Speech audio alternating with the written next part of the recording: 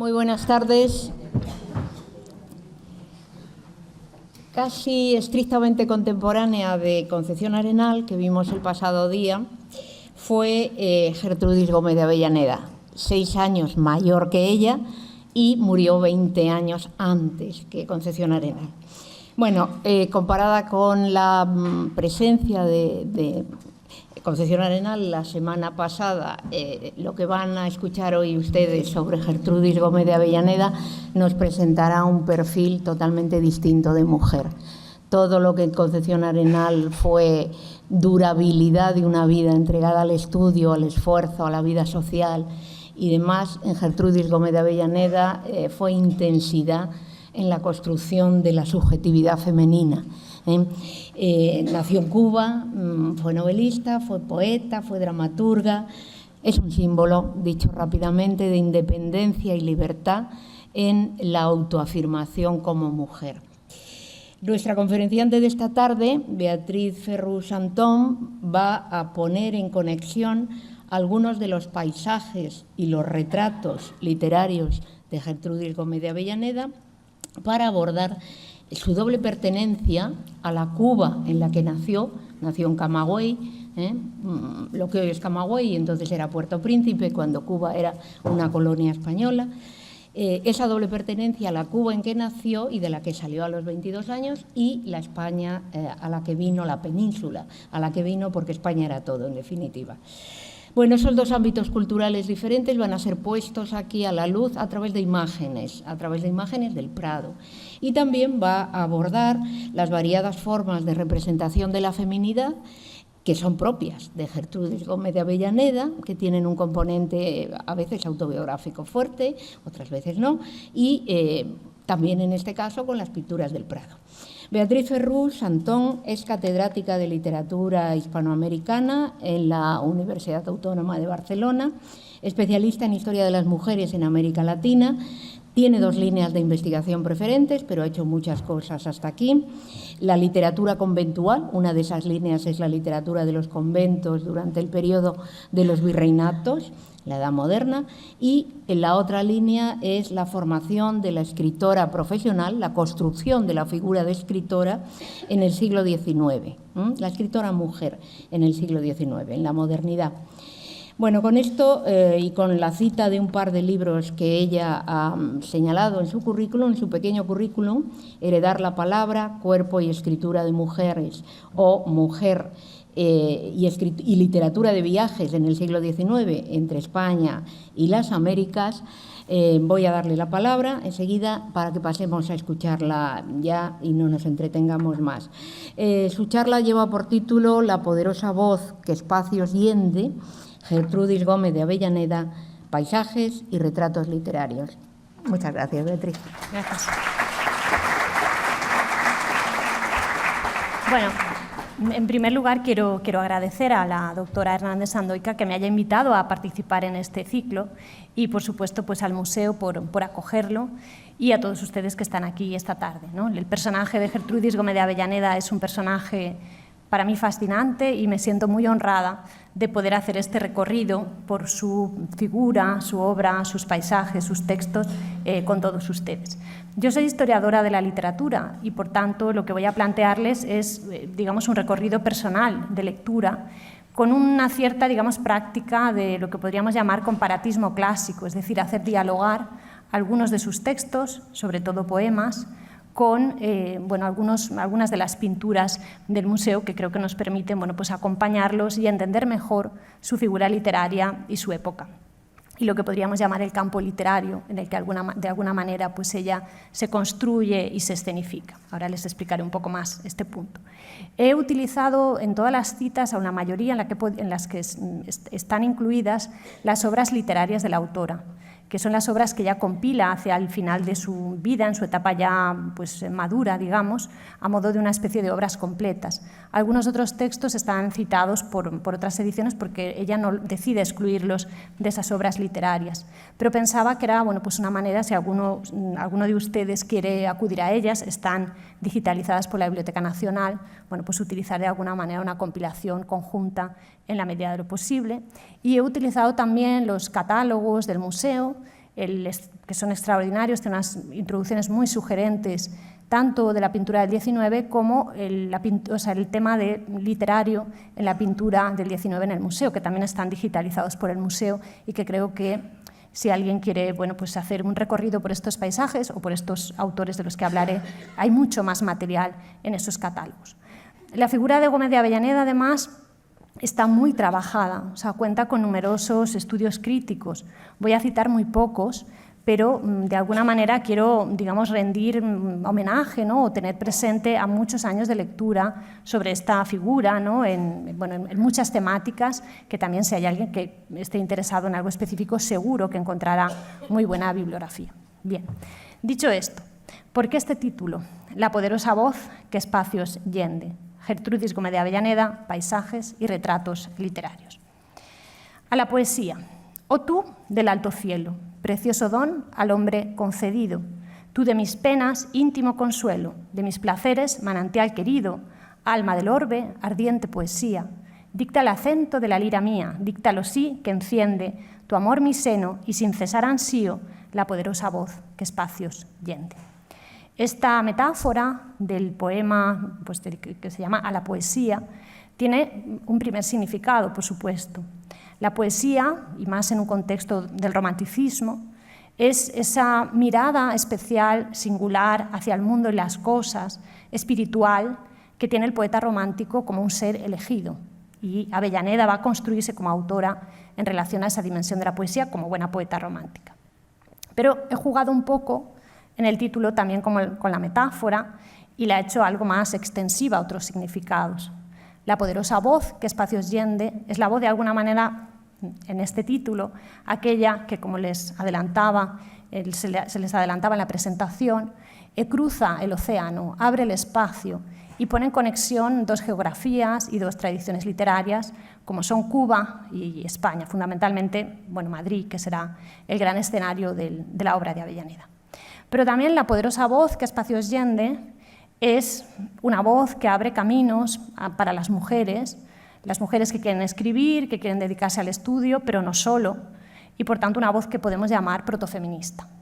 Es decir, que esos tres significados, el talento literario vocacional de la escritora romántica, la geografía, la alteridad cubana, el exotismo cubano con el que ella va a jugar a lo largo de toda su vida en su construcción como autora, y el hecho de ser mujer en un mundo de hombres, son los tres ejes desde los que vamos a trabajar esta figura, sobre todo en lo que la teoría de la autoría llama construcción autorial, es decir, cómo ella se presenta como autora en la sociedad de su tiempo, ante sus pares varones y ante el público literario de la época, que es un poco el eje de esta, travesía.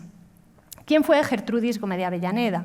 Bueno, pues su imagen ha quedado de alguna manera, vamos a decirlo así, eternizada, ¿no?, o fijada en este magnífico retrato de la autora, que no está aquí, está en el Museo Lázaro Galdiano y posiblemente muchos de ustedes conozcan. Ella nace en Cuba en 1814 y fallece en Madrid en 1873. Y tenemos, datos sobre su vida. ¿Por qué la traemos hoy aquí? ¿Por qué es significativa? Bueno, pues tenemos datos sobre su vida, especialmente en lo que atañe a su infancia y a su juventud, gracias a algunos de sus textos autobiográficos que se han convertido realmente en textos de gran fama. Entre ellos, ahora llegaremos ahí, se han convertido en textos de gran fama, perdón. Pero primero, una reflexión en esta, construcción o la introducción a este recorrido. En el prólogo a la primera edición de su poesía, para responder a quién fue Avellaneda y cómo se construyó como autora, que se publicó en el año 1841, uno de los críticos de su época, Juan Nicasio Gallego, escribía: «Todo en sus cantos es nervioso y varonil, así cuesta trabajo persuadirse que no son obra de un escritor del otro sexo, no brillan tanto en ellos los movimientos de la ternura, ni las formas blandas y delicadas propias de un pecho femenil, y de la dulce languidez que infunde en sus hijos el sol ardiente de los trópicos que alumbró su cuna». Fijémonos en tres aspectos. El canto, les hablaba antes de la vocación poética inapelable, ineludible, que la llevará a sortear numerosos obstáculos, sobre todo el hecho de ser mujer y extranjera, para poder hacer de su vocación su profesión. Pero después el adjetivo varonil, que va a ser bueno, pues un adjetivo muy vinculado a su persona. Ella será tachada en su época de ser una escritora varonil. ¿Por qué? Porque era una manera, de alguna forma, de normalizar, ¿no?, esa situación de excepcionalidad, incluirla en un relato de un escenario literario puramente dominado por hombres, ¿no? Y, en tercer lugar, esa idea de el sol ardiente de los trópicos, es decir, el hecho de que sea cubana, de que sea exótica, pues eso también legitimará su postura, o sea, le perdona un poco el hecho de que sea mujer en su tiempo, ¿no? Pero, bueno, he puesto esta cita en esa pregunta de quién fue Gertrudis Gómez de Avellaneda para que veamos que muy desde el principio, ahora hablaremos de las fechas en que llega a España, pero casi desde el primer momento en que publica sus primeras obras poéticas, va a haber una necesidad de ajustar. Es un ser que está fuera, ¿no?, de los roles y de los estereotipos de la época, que ocupa un lugar que no encaja, ¿no? Y va a haber una necesidad de los críticos del momento de pensarla como autora, porque es alguien totalmente excéntrico al campo de su tiempo, como veremos después en esa idea de los retratos que hablaré a continuación. Lo que les decía, de su vida. Tenemos datos sobre su vida gracias a esos textos autobiográficos de la parte, ya digo, infantil y de juventud que ella nos ha legado. Las cartas a Ignacio de Cepeda son posiblemente el texto más conocido de la autora y el que ha contribuido más a su mitologización, más allá de ser un nombre en las historias de la literatura, sino a ser un personaje con toda una serie de relatos, veremos, de mitología cultural a su alrededor. Ignacio de Cepeda fue uno de sus amantes, y ella le escribe pues, un extenso epistolario que ha sido archieditado con numerosos títulos: Diario de amor y amistad, Cartas de amor, Cartas a Ignacio de Cepeda, o sea, tiene títulos infinitos, y que es uno de los textos, insisto, más conocidos de la autora. En la primera carta, una de las cartas más extensas del principio, ella dice: sin embargo, nunca fui alegre y atolondrada, como lo son regularmente los niños. Más tarde, la lectura de novelas, poesías y comedias llegó a ser nuestra pasión dominante. Mamá nos reñía algunas veces de que, siendo ya grandecitas, descuidásemos tanto nuestros adornos y huyésemos de la sociedad como salvajes, porque nuestro mayor placer era estar encerradas en el cuarto de los libros, leyendo nuestras novelas favoritas y llorando las desgracias de aquellos héroes imaginarios a quienes tanto queríamos. Esto, la teoría de la autoría lo llamaría hoy en día construir un régimen de singularidad. Es decir, Avellaneda le explica a Cepeda cómo ella desde niña es diferente, siente diferente, o sea, no le interesan los adornos que le propone su madre como mujer de la alta sociedad cubana, que aspira a un matrimonio, digamos, de una clase social equivalente a la suya, sino que lo que le interesa es el estudio, la lectura y la singularidad del poeta, en este caso la poeta o la escritora romántica. Y ese régimen de singularidad, ese ser excepcional, de esa vocación, de esa voz que Espacios Yende, es el escritor romántico por excelencia, ¿no? Las cartas a Ignacio de Cepeda no solo nos la dibujan como un personaje singular, sino que gracias a ella sabemos de la voz, ¿no?, de la propia escritora, que huye de un matrimonio concertado en Cuba, siendo muy joven, lo que genera un escándalo tremendo en la alta sociedad cubana, y seguirá a su familia, a su madre casada en segundas nupcias. Ella parece que se llevó siempre muy mal con su padrastro, la sigue a España, porque su padrastro era español, también su padre, la sigue a España y entra por La Coruña, ¿no?, en España, y a partir de ahí comenzará esta etapa tan importante, ¿no?, en la vida de Avellaneda, que será su llegada a España y su construcción progresiva como escritora y como mujer en la escena cultural madrileña, primero andaluza y después madrileña. Estas cartas también nos hablan de, ya en el momento en que ella las escribe, de una mujer apasionada que busca, ¿no?, construirse como sujeto pasional, de deseo, como sujeto de escritura, y que poco encaja también en los roles de su época. Pero bueno, esto es una pincelada biográfica.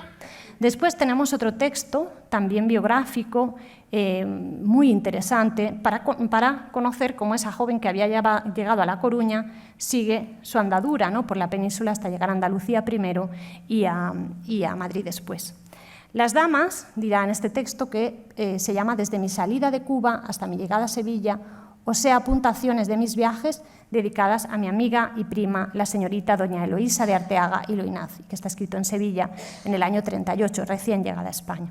Las damas, excepto algunas pocas de la alta aristocracia, montadas por el gran tono, acostumbran a planchar sus vestidos ellas mismas, calcetan, guisan si se ofrece y se emplean en casa en otras 1000 faenas que una señora en mi país miraría como desagradable y que ni soñamos jamás poder hacer. Por eso las americanas pasamos en Galicia por perezosas, holgazanas y poco aptas para el gobierno doméstico.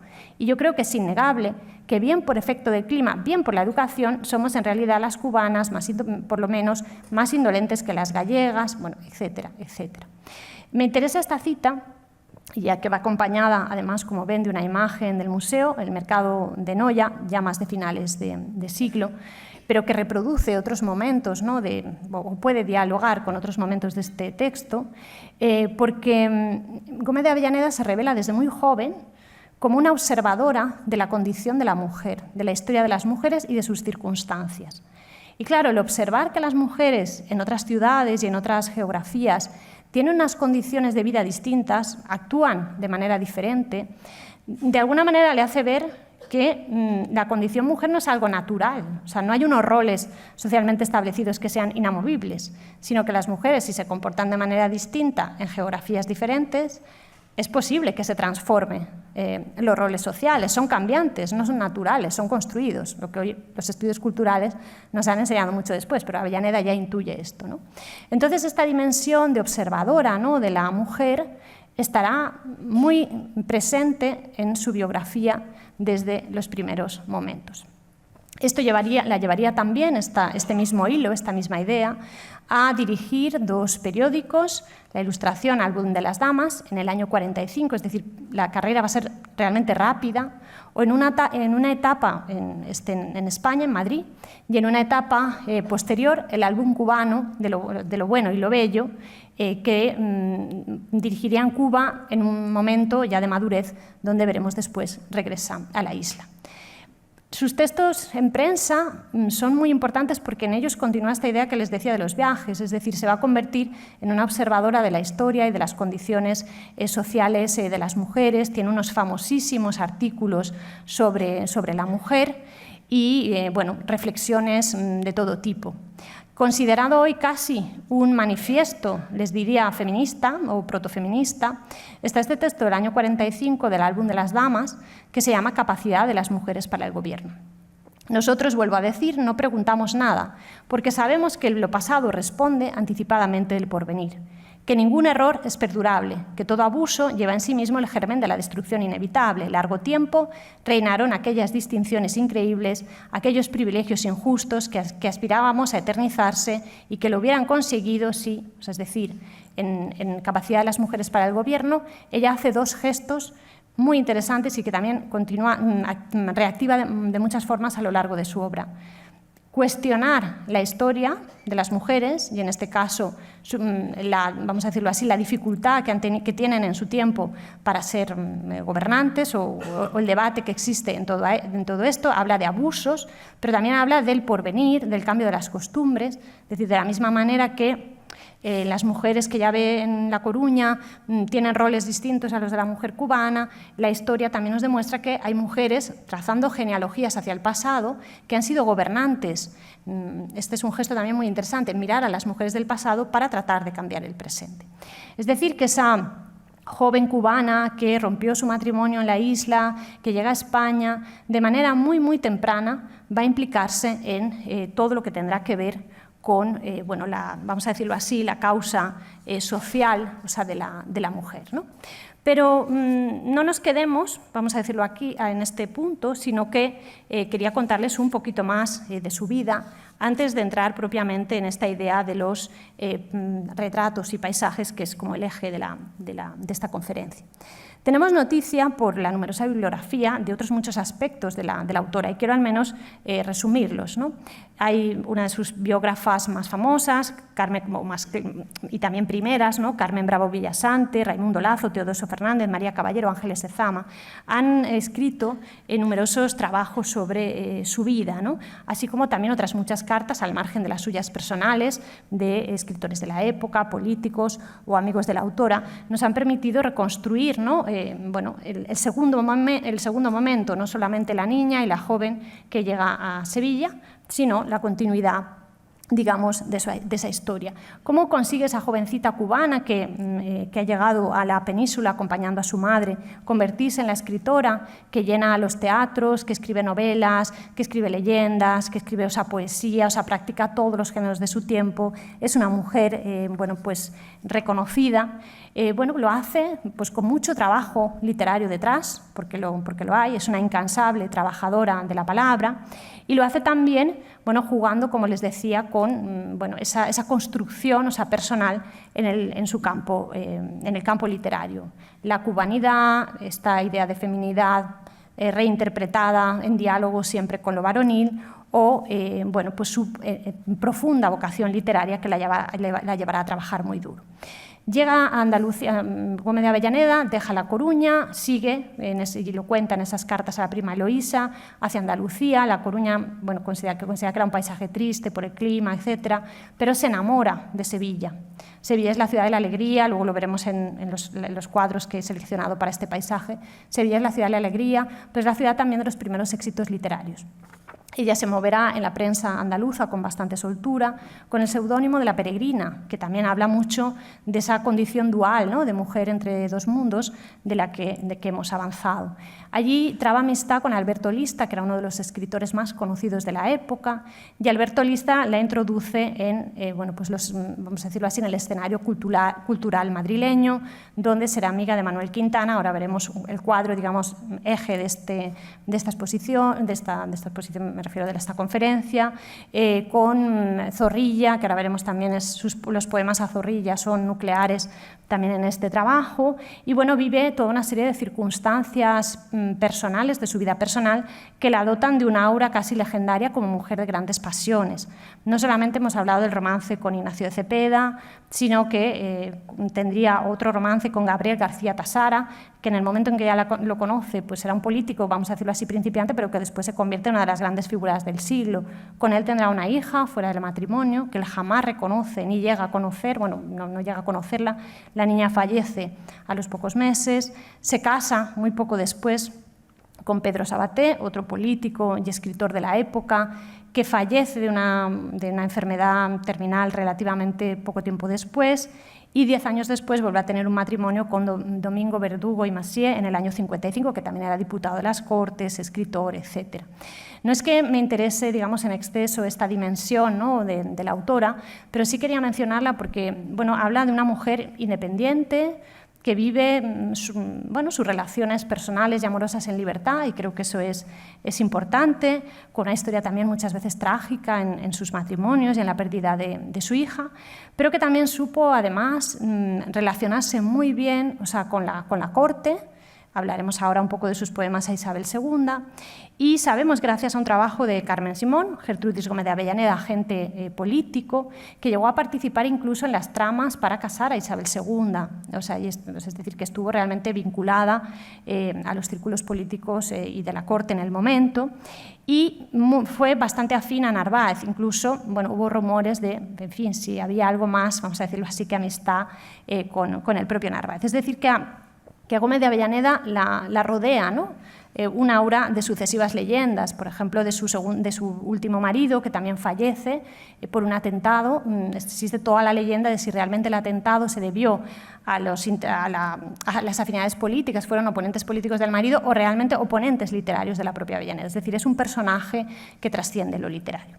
Sin embargo, a mí lo que me interesa es esa parte intelectual, ¿no?, pero quería, bueno, hacer referencia porque ustedes pueden leer sobre ella en muchísimos lugares y seguro que aparecen todas estas historias. Es decir, que pensemos que es un personaje cuya vida y obra desborda muchas veces los artículos, las biografías, y que tiene esa dimensión más allá de lo literario.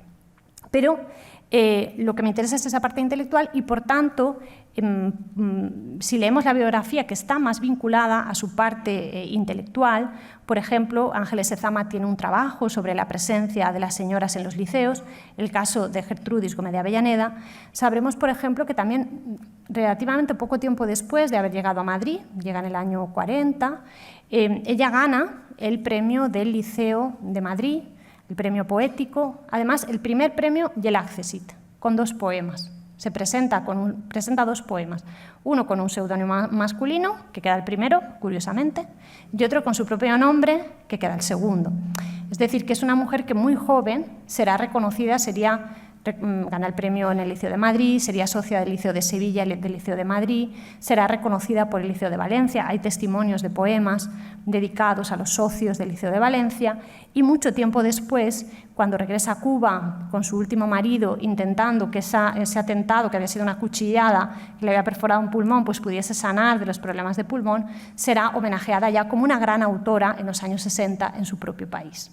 Es decir, que todo esto nos habla de una mujer bien instalada en la sociedad de su tiempo, que dirige periódicos, que recibe premios, que sus poesías se publican de manera bastante temprana, acompañada de prólogos de intelectuales del momento, ¿no? Y que, por supuesto, transciende esa dimensión más legendaria, o esa aura más legendaria de su vida personal.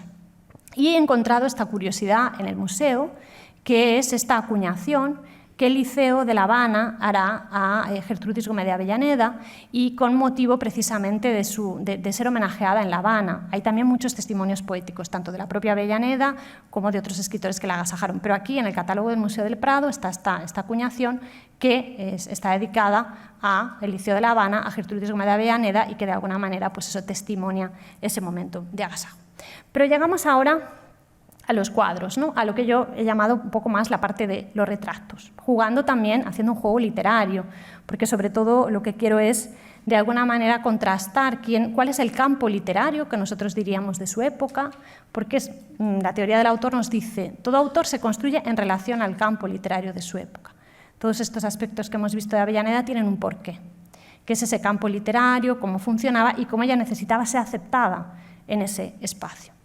¿Cuál es el campo literario que se encontraría Gómez de Avellaneda a su llegada a Madrid? Y entramos aquí en los 2, digamos, grandes cuadros de esta exposición, 2 de las grandes pinturas del romanticismo pictórico español.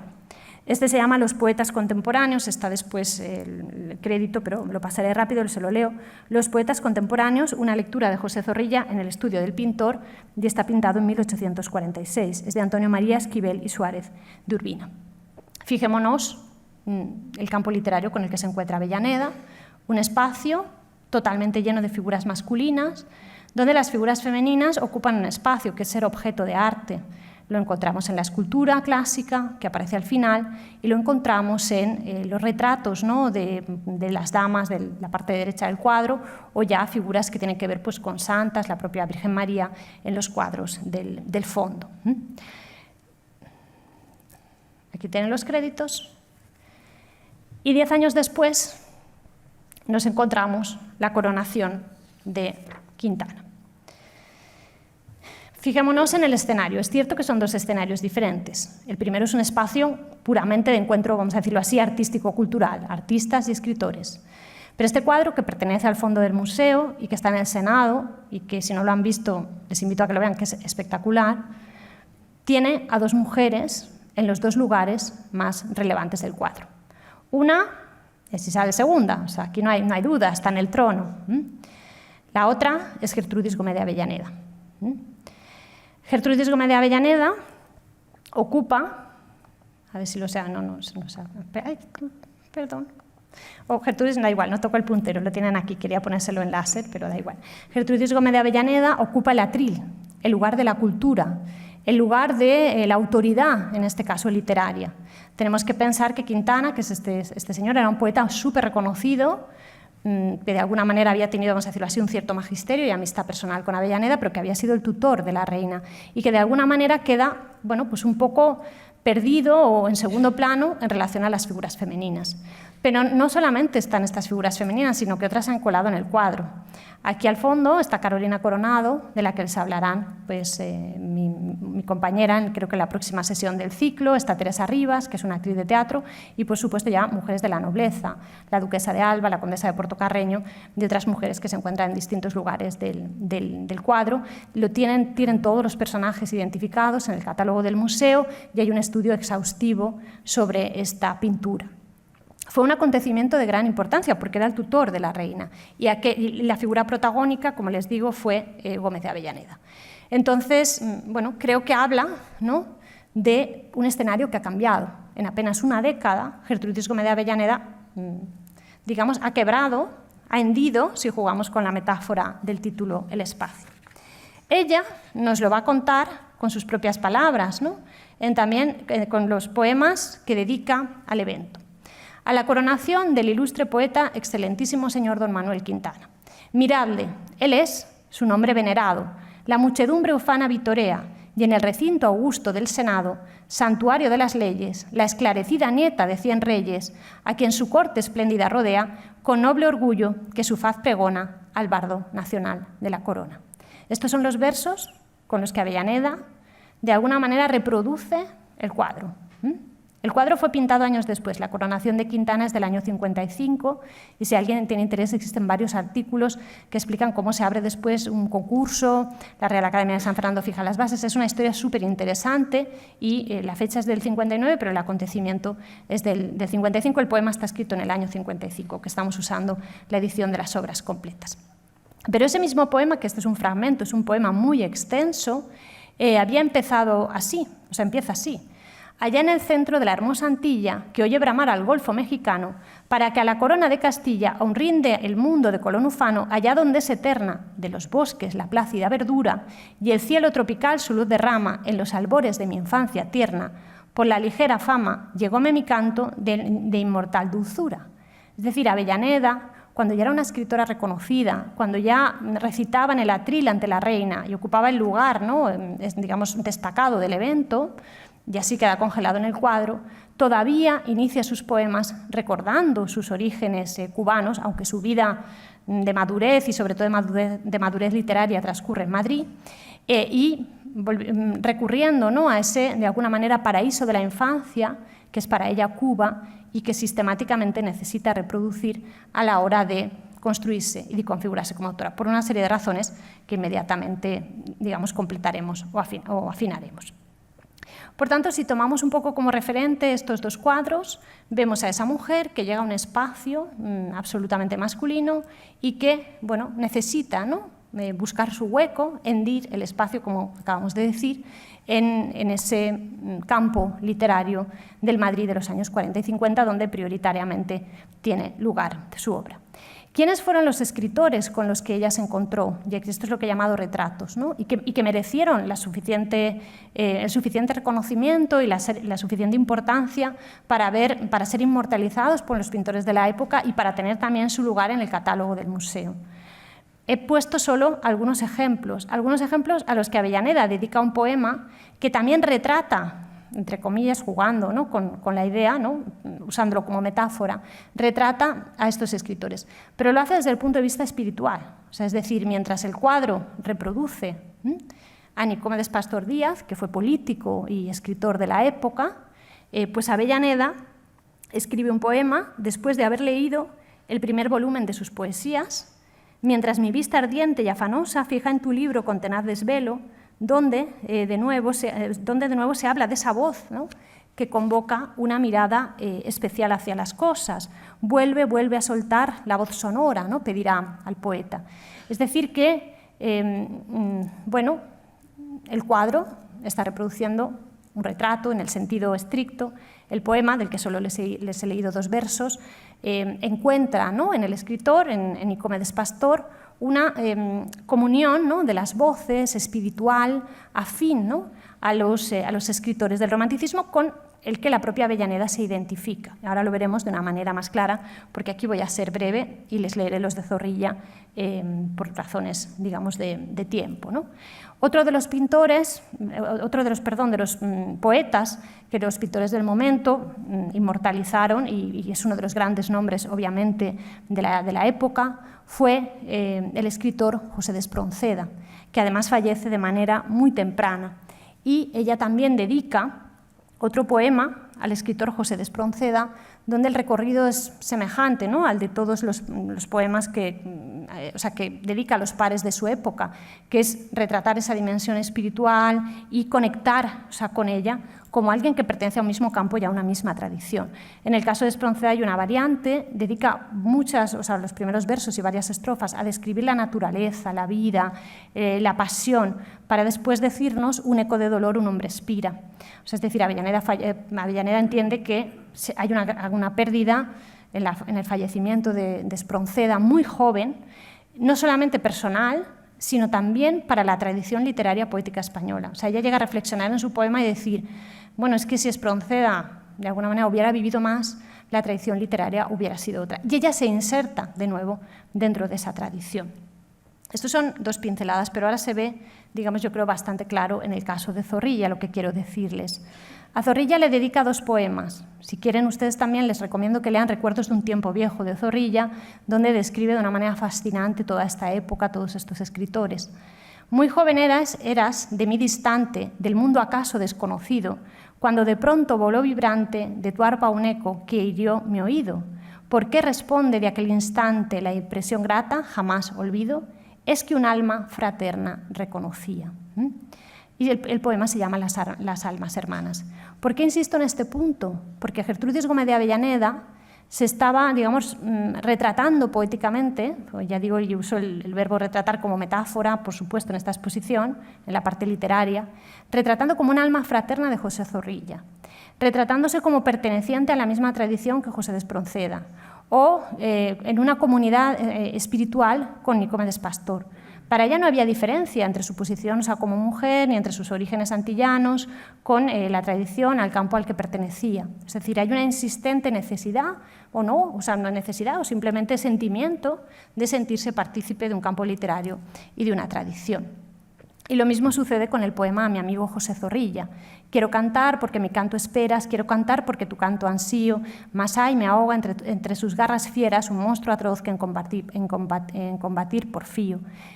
José Zorrilla es un amigo personal, pero es también un amigo literario con el que comparte el canto. Aquí aparece una variante en la que no entraré de su poesía, porque es ya algo muy específico, pero que tiene que ver con la voz que nos sale, con el canto, con la necesidad, la búsqueda de una inspiración y de una necesidad de explicar el mundo desde la poesía que de repente ha quedado quebrada, la inspiración que no llega, ¿no? Y que ella trabaja, a mí me recuerda mucho de una manera semejante a los místicos, cuando llega la noche oscura del alma. Es decir, la poesía es algo tan interior, tan íntimo, que cuando no brota se produce un sentimiento de profunda nostalgia, de profundo hundimiento personal.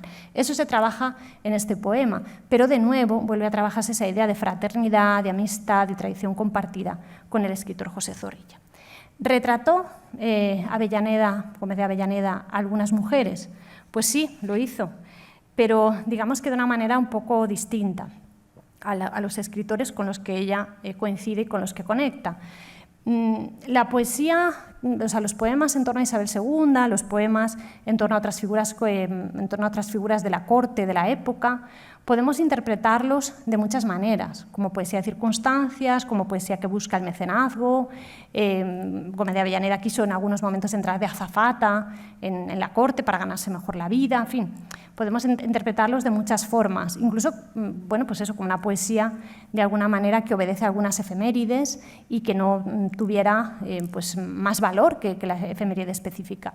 Pero, sin embargo, yo entiendo que los poemas que dedica a Isabel II, como muchas de su poesía que ha sido interpretada como poesía de circunstancias, realmente nos hablan de una cronista de su tiempo, de una mujer que entiende muy bien lo que estaba pasando en la España de la época. Y si leemos la biografía de Isabel Bourdieu sobre Isabel II y la cotejamos con los poemas, bueno, creo que nos abren los ojos a sentir, ¿no?, la crónica de época que de alguna manera estaba haciendo.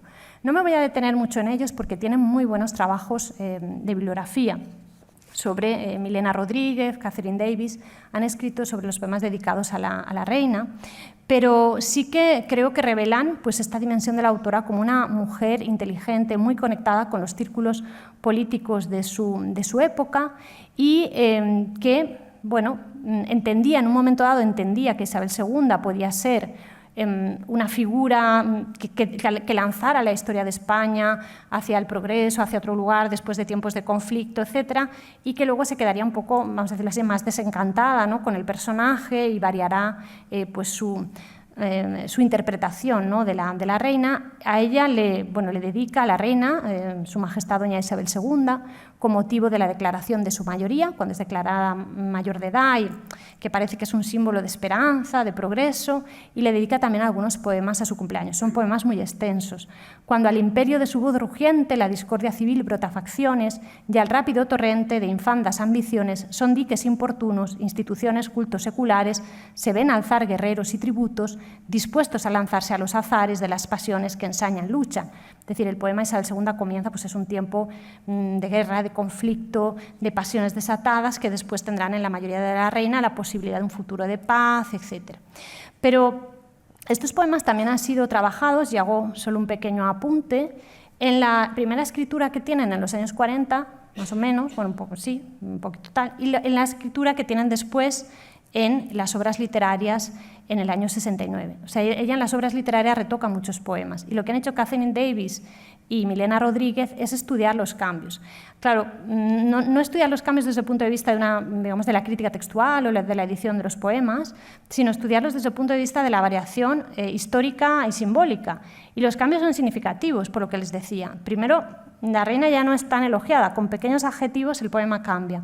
Pero en segundo lugar, mientras que en los primeros poemas la Cuba de Avellaneda era una Cuba española sin demasiado conflicto, en las variantes posteriores del poema pues, ya se habla de una Cuba que ansía su libertad, es decir, hay un cierto sentimiento de la cubanidad. Avellaneda había ido a Cuba, había hecho una estancia allí en el año 60, las obras literarias son del 69, había estado allí un tiempo largo.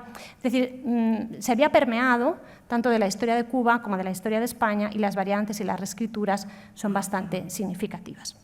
Pero bueno, esos son trabajos que están hechos, que les recomiendo si alguien tiene interés, porque son súper interesantes, ¿no?, ver cómo todo proceso de reescritura puede ser significativo, pero a mí sobre todo me interesaba en esta primera parte, y ahora voy a pasar al paisaje, bueno, presentar muy brevemente el modo en que Avellaneda como escritora va dialogando en su poesía con estos personajes históricos, en un caso de la historia literaria, en otro caso de la historia política. Solo les he enseñado a la reina, pero no sé, hay varios personajes de la nobleza de los que podríamos hablar, para ir trazando una dimensión de autora que se inserta en un campo literario, que es cronista de una época y que, por tanto, no vive ajena, ni mucho menos, sino que se considera en pie de igualdad, como les decía, a sus pares varones. Si trazamos una parábola que va desde los poetas contemporáneos, el cuadro de los poetas contemporáneos, a la coronación de Quintana, vemos cómo en esa década pues, el escenario ha cambiado. Hay dos mujeres que ocupan los espacios de poder y de saber. La Gómez de Avellaneda en el atril invoca la fraternidad con sus pares varones en su poesía y acabará de alguna manera autorretratándose con ellos, lo veremos al final, y deconstruyendo su identidad femenina, es decir, ya no es ese ser varonil, tachado de varonil que veíamos al principio, sino que más bien reclama una hermandad poética, eso sí, siempre con la alteridad antillana muy presente en sus poemas. Entramos ahora en la parte final, que va a ser muy breve, voy a ajustarme al tiempo. Los paisajes. Si hemos dicho que ese elemento cubano, antillano, no se pierde, esta es también una imagen del catálogo del museo, que esa cubanidad que primero se sentía española, pero que comienza ya en la reescritura de los poemas a la reina a tener ciertas fisuras.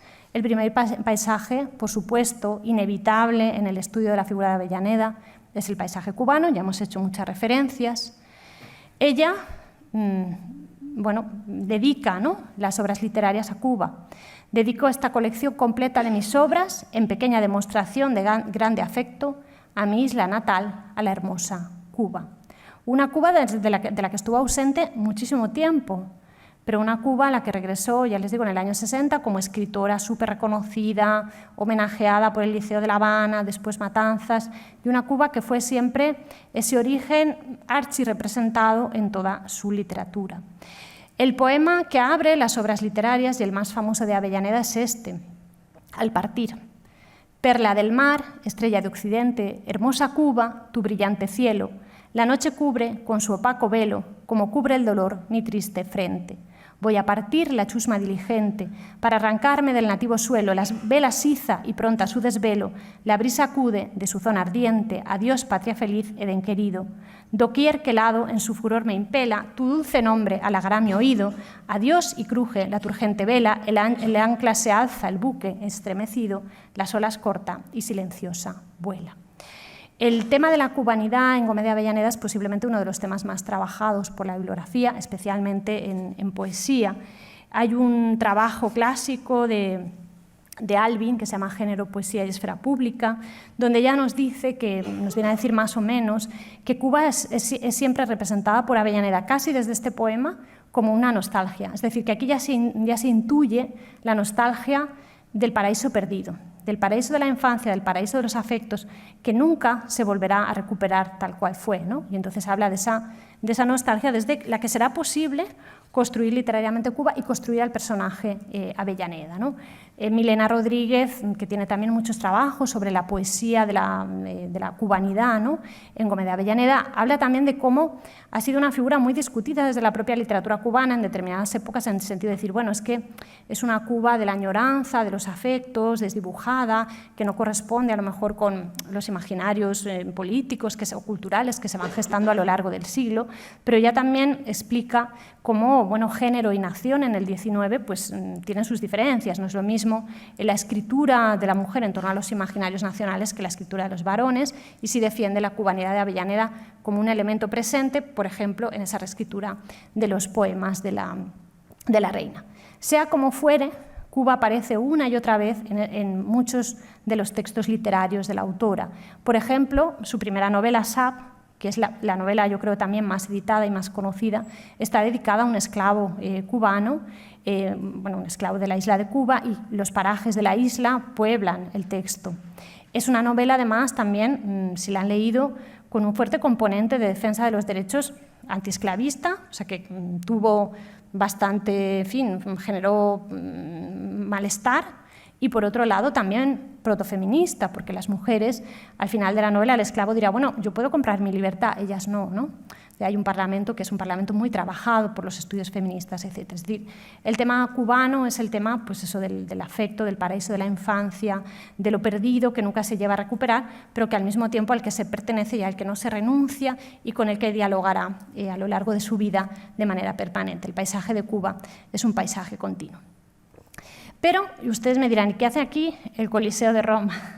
Bueno, pues porque la última de las novelas de Gómez de Avellaneda es El artista barquero. Y el artista barquero está inspirado en un pintor, muy libremente, ¿no? Pero en la vida de un pintor, Hubert Robert, que tiene este cuadro en el museo. Y es una teoría, de alguna manera, de la pintura. O sea, creo que es quizá uno de los textos, aparte de textos de prensa, etcétera, que se podían leer en clave también de teoría de la pintura, uno de los textos literarios donde Avellaneda reflexiona más sobre qué significa pintar en la época, qué significan los cuadros. Entonces, inevitablemente pensaba que en esta charla tenía que aparecer.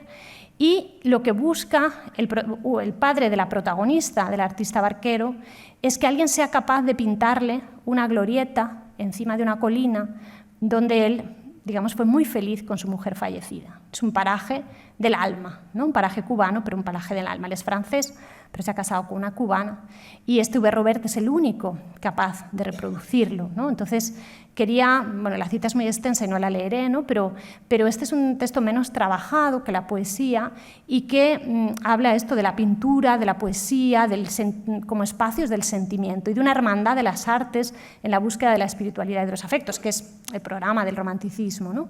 Pero que, trabaja, ¿no? También esa dimensión de la pintura como una pintura que tiene que tener alma, que tiene que tener espíritu, porque si no, no funciona. Y es el que tenga interés en leer la novela, porque le interesa la pintura, creo que explica muy bien cómo se interpreta la pintura en la época y cómo Avellaneda entiende la pintura. Y por eso quería mencionar. Pero pasamos muy brevemente a los últimos dos paisajes. Sevilla. Les he contado antes que Gómez de Avellaneda llega a La Coruña, pero La Coruña no encaja demasiado, el clima, etcétera, y viaja con su hermano, también de forma muy temprana, a un pueblo cercano a Sevilla y después a la propia ciudad, donde está enterrada. Sevilla es una ciudad, y así lo cuenta en los pasajes, ¿no? que dedica a Sevilla en los textos dedicados a la prima Eloísa. Sevilla es una ciudad alegre, es una ciudad de patios de flores, es la ciudad del Alcázar, es la ciudad de las calles ruidosas, pero ruidosas porque hay una vida, y que la fascinará. Entonces, el paraje sevillano acompañará también a Gómez de Avellaneda en muchos de sus textos. En la novela Dos mujeres, que es también una novela muy temprana y muy escandalosa, ahora voy a acabar con una cita de esa novela, en Madrid, pasa entre Sevilla y Madrid. Es decir, y la ciudad sevillana, Sevilla es descrita pues, con mucho detalle, con ese sentimiento de aprecio por la tierra que la acoge, ¿no? En sus primeros momentos. Las descripciones de Avellaneda son muy parecidas a los cuadros que en torno a los años 60 podemos encontrar en el museo. Hay varios de ellos de Raimundo de Madrazo y Garreta, como el Patio de San Miguel en Sevilla. Había preparado otros, hay otros dedicados al Alcázar, pero por no extenderme pues los he retirado. Pero las descripciones del paisaje sevillano siempre fluctúan entre dos elementos: la alegría, la acogida, la frescura, las flores, la luz. Y por otro lado, también la historia. Y Avellaneda en estas crónicas de viajes, pues piensa el Alcázar como el lugar de la memoria, como el lugar donde ella se pone a escribir y evoca tiempos pasados. Esto es también muy del romanticismo, ya lo saben, la ruina, el lugar donde pensar y conectar con el pensamiento del pasado. Entonces aquí tenemos un primer paisaje, pero para no extenderme, simplemente les proyecto un poema también de sus primeros años en Sevilla: paseo por el Betis, ya del Betis por la orilla mi barquilla libre va, y las auras dulcemente por mi frente soplan ya. También les he puesto un paisaje, ¿no?, en las orillas del Guadalquivir, que de alguna manera entiendo que también podemos leer de forma comparada con el poema. Es decir, creo que hay una gran sintonía entre la pintura de la época y los textos de Avellaneda, que, como les decía, hablan de esa cronista y de esa mujer que entendió muy bien su tiempo, ¿no?, y que dialogó muy bien con los espacios que la rodeaban. Pero, para concluir, quiero llegar a Madrid. Y aquí cerraré, la ciudad donde estamos, y el propio Prado, el propio museo que está en la escritura de Avellaneda. Y luego un pequeño gesto feminista final, que para eso estamos hablando de Gómez de Avellaneda. Gómez de Avellaneda escribe muchos poemas, escribe varios poemas dedicados a los alrededores de Madrid, a la Madrid de Villa y Corte, para entendernos. El Escorial, los Reales Sitios, incluso en las notas a sus obras literarias nos dirá que los conoció porque había sido invitada a los bailes de la reina, es decir, esa dimensión de sus contactos con la corte la llevan en los años 40 principalmente a conocer, ¿no?, los alrededores de Madrid. Y, por ejemplo, cuando habla del Escorial, ¿no?, habla del monumento como, de nuevo, ¿no?, como los ecos de la historia que se encuentran en el Escorial, los mismos con los Reales Sitios, es decir, igual que el Alcázar, ¿no?, es esa poesía que sintoniza con la historia pasada y presente a través del edificio. Suspensa, muda, ante tu aspecto adusto, monumento gigante en vano al alma, a quien elevas y a la par asombras, pide un acento digno de interrumpir de tu silencio augusto la majestuosa calma, digno de hendir las vaciantes sombras de tus desiertos ámbitos tumbando en ecos de tus bóvedas eternas y con ellos perdido por la región del viento, es decir, esos ecos de la historia que poco a poco, ¿no?, el poema, en el que el poema nos va adentrando. Es un poema, la mayoría de los poemas de Avellaneda son extensos, quitando algunos como el Paseo por el Betis, etc. Ella evoca también estos parajes, como los evoca también la pintura de la época. Aquí me he permitido una licencia, es un cuadro anterior, pero muchas veces los ve en la distancia, los ve desde los caminos, lo que se llama los derroteros, la mirada desde arriba, ¿no?, en su poesía, como fueron también pintados en determinados momentos. Pero quiero concluir, porque Madrid no solamente aparece en los poemas, igual que Cuba no solo aparecen los poemas me daban cierto juego aquí para ser más económica en el tiempo, sino que Madrid aparece en muchísimas de sus novelas, de la misma manera que en Cuba aparecía en Sab, ¿no? Y otra de sus novelas más conocidas, Dos mujeres, que también generó muchísimo escándalo porque bueno, es un triángulo amoroso, es la historia de un triángulo amoroso donde digamos que las mujeres, son dos mujeres enamoradas del mismo hombre, son conscientes de que las dos de alguna manera tienen derecho a estar enamoradas del mismo hombre y que quizá el matrimonio no debería ser tan definitivo, ¿no? Y bueno, todo esto generó en los años 1842 pues bastantes problemas. «Él allí», gritaba su compañero, batiendo las manos de alegría, «él allí, a la Villa Real, a la hermosa villa, con su brillante irregularidad, sus numerosos paseos, sus 42 plazas, sus innumerables fuentes, sus gentes siempre afanadas como las hormigas. Madrid no es España, Madrid es Madrid. Fuera de aquí no se vive. ¿Sabe usted, Silva?», añadía dirigiéndose a Carlos, «que yo he estado también en París en los primeros años del Imperio y he estado en Londres y Edimburgo y Viena? Pues bien, en esas cortes extranjeras suspiraba por Madrid. Un español no puede vivir sin Madrid, y si una vez la ha visto. El Prado, la Puerta del Sol, son para él cosas tan necesarias para la vida como el arte y el alimento». No podía dejar de citar este Prado y la Puerta del Sol, que son cosas tan necesarias para la vida como el arte y el alimento. Y paso a concluir. Gertrudis Gómez de Avellaneda, voy a leerlo para economizar, representa de forma pionera, en la primera mitad del siglo XIX, la autoría profesional de mujeres. Su figura como autora brota de un exilio permanente que la convierte en la peregrina. Sus orígenes cubanos la unen a una naturaleza para siempre anhelada en su dimensión afectiva, que la dota de una aura exótica en el Madrid que habita, de una alteridad fundante desde la que se construye y desde la que valida su obra. Sumada a esa negociación con esa dimensión varonil que le otorgan sus biógrafos, de esto se ha escrito también bastante, le permite ganar el espacio del campo literario de su época, ocupar el atril ante la reina, llamar a Zorrilla Alba hermana. Sin olvidar jamás que la lucha por los derechos de la mujer estaba todavía por construir, que ella misma debía reclamar permanentemente la autoría del relato y del retrato. Y aquí me van a permitir un último poema y un verso final, o un trocito. «No soy maga ni sirena, ni querubín ni pitonisa. Como en tus versos galanos me llamas hoy bella niña, Gertrudis tengo por nombre, cual recibido en la pila, me dice Tula mi madre y mis amigos la imitan. Prescinde, pues, te lo ruego, de las Safos y Corinas. Simplemente me nombra Gertrudis Tula o amiga». Es decir, Gertrudis Gómez de Avellaneda era muy consciente de que la mujer de su tiempo estaba, vamos a decirlo así, constreñida, ¿no?, por relatos que la obligaban a entrar en roles literarios, culturales, que no eran, o sea, la realidad de la mujer, ¿no? Y este romance juega con esos roles. O, como dirá en uno de los versos de su poema Cuartetos, que además responde a otros versos que le había dedicado su entonces marido, Pedro Sabater, y con esto acabo: «Vedme cuan soy en mí, no en vuestra mente», que creo que hoy en día podría ser una consigna feminista. Muchas gracias.